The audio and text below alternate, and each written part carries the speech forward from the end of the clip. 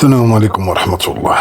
إلى أبناء وطني الذين خرجوا ليعبروا عن رأيهم بوعي ومسؤولية، نثمن خروجكم السلمي ونؤكد دعمنا لمطالبكم الشرعية من الصحة والتعليم والعيش الكريم والقضاء على الفساد. وكل المغاربة الأحرار المثقفين والواعين، إننا نكتب هذه الكلمات وقلوبنا حزينة مما يقع في وطننا الغالي المغرب.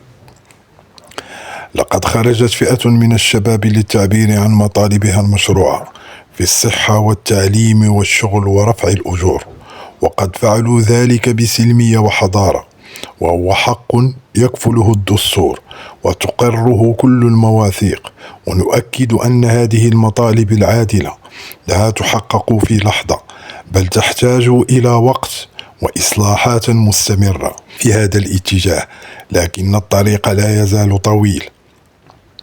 غير أن المؤسف والمؤلم وما قام به بعض المنحرفين من نهب وتخريب وإحراق سيارات الأمن والتعدي على ممتلكات المواطن والممتلكات العامة، بل ووصل الأمر إلى محاولة الاعتداء على مؤسسات سيادية كالدرك الملكي، حيث حاول بعض الشباب الاستيلاء على السلاح ووسائل النقل، لولا تدخل الشجاع والحازم لرجال الدرك الذين حالوا دون وقوع كارثة. إن هذه الأفعال الإجرامية لا علاقة لها بالمطالب الاجتماعية، بل تمثل تهديدا للأمن الوطني والمواطنين، ويقف وراءها أشخاصا ضلوا الطريق بفعل غياب التربوي السلمي وانتشار آفات المخدرات الصلبة والأقراص المهلوسة والبطالة واليأس.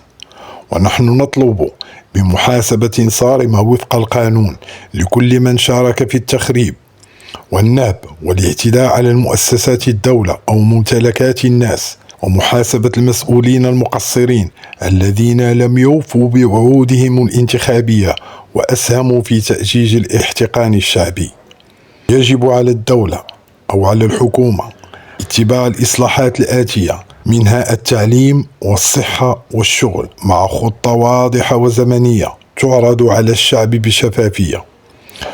ونود منها دعم الأسر والمجتمع المدني في قيام بدورهم التربوي، حتى لا نرى أجيالا ضائعة تعيش على الفوضى والمخدرات وتستخدم كوقود للتخريب، بل نريد حماية حق المواطن في التعبير السلمي والضرب بيد القانون على كل من يهدد الأمن العام.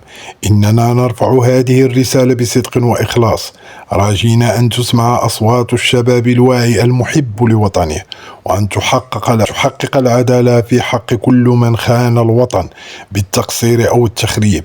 فالمغرب بلدنا جميعا، وعلينا أن نصونه بالوعي والعدل والاحترام. والسلام عليكم ورحمة الله وبركاته.